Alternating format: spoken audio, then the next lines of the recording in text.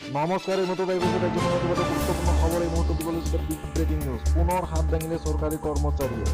এইবাৰ অংগনবাড়ী কৰ্মীৰ পৰা সহজলতে হাতলৈকে গ্ৰেপ্তাৰ জুনিয়ৰ এছিষ্টেণ্ট জ্যোতিৰ্ময় বৰুৱা। পৰৱৰ্তী খবৰটো হৈছে পুনৰ অশান্ত মণিপুৰ, ইম্ফলত জাৰি হৈছে সান্ধ্য আইন। পুনৰ অশান্ত মণিপুৰ, ইম্ফলত জাৰি কৰা হৈছে সান্ধ্য আইন। পৰৱৰ্তী খবৰটি হৈছে জনপ্ৰিয় চলচ্চিত্ৰ 3 ইডিয়টছৰ অভিনেতা অখিল মিশ্ৰৰ মৃত্যু।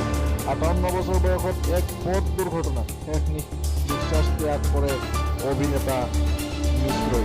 পৰৱৰ্তী খবৰটো হৈছে ৰাজ্যসভাত সৰ্বসন্মতিৰে গৃহীত হ'ল মহিলা সংৰক্ষণ বিধেয়ক।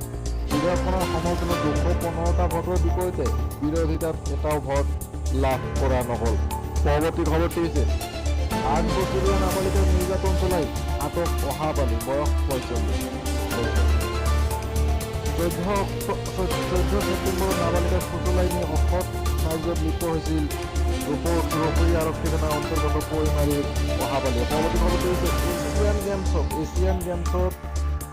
এছিয়ান গেমছৰ ফুটবলত ভাৰতৰ জয়।